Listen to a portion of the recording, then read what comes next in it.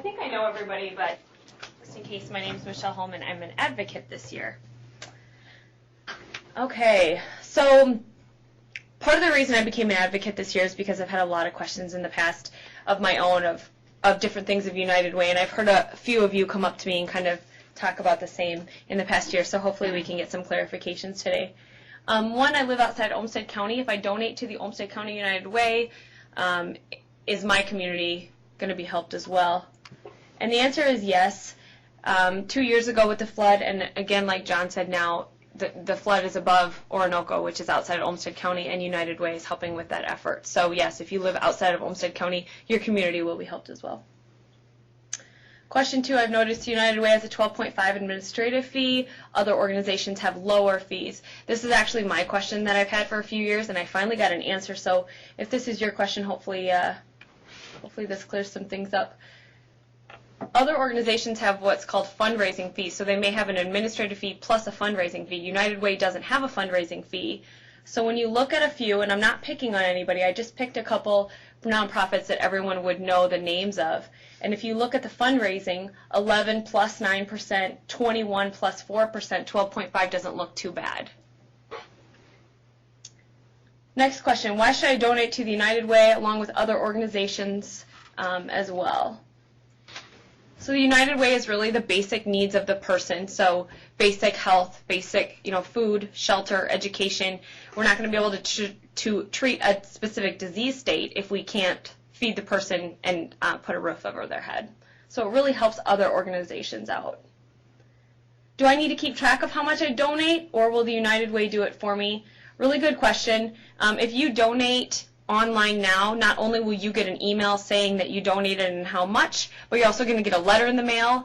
If you're not one of those people that has a file that says 2010 taxes on it and you don't want to do that, if you do it online through payroll deduction, you can go in December. It'll tell you how much you've donated throughout the year. You can print it off and use it for your taxes right then in January.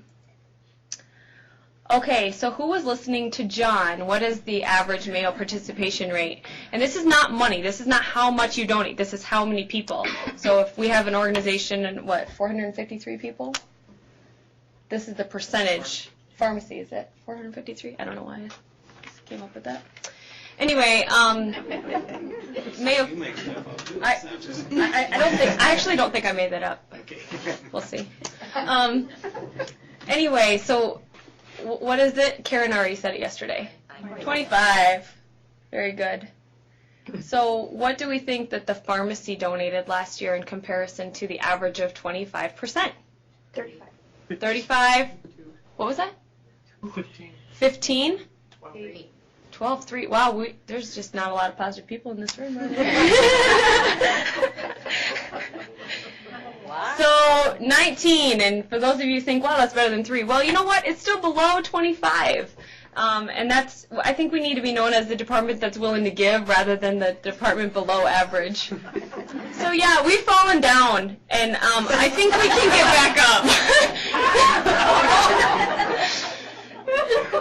So, I know we can get back up. Let's not be like the underfed model. Okay? So let's make a goal of 30%. That's 10% above what we gave. It's above the average for Mayo, and I think it's a very attainable goal. That's not much money. A lot of people say, well, I've never given in the past. Maybe it's because I didn't get my questions answered. Maybe I didn't know enough about United Way. Where can I start? You don't have to give a lot. It's really more about a lot of people giving a little than a few people giving a lot. It's going to add up to a lot more. So starting between $1 and $5 a pay period, that's not supersizing your McDonald's meal a couple times a month, not eating cafeteria food, maybe bringing your lunch once a month. It's not that much money. And I think if we all do a little, we can easily overachieve by that goal. So I'm the contact person. Sherry Wendt is also an advocate this year. She's been doing a lot of the tech supervisor and tech meetings to get the word out. So we're not going to send out emails this year. You're not going to get an email from us saying, please donate every week. So we're just going to do stuff in the PSN. I've got a little excerpt that I put in the PSN every week, a little FYI, if you donate this much, this is what it's going to impact. If you donate this much per pay period, this is what it's going to impact.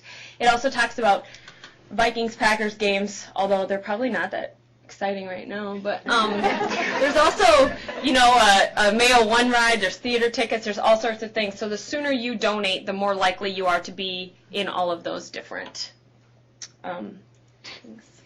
And this is going to be our recharge event. Halfway through, we're going to do a light breakfast at both sites. I'm going to show some of the Imagination Library books that you can get if you sign your child up.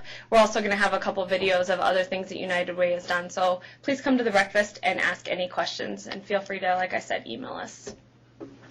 So, any questions?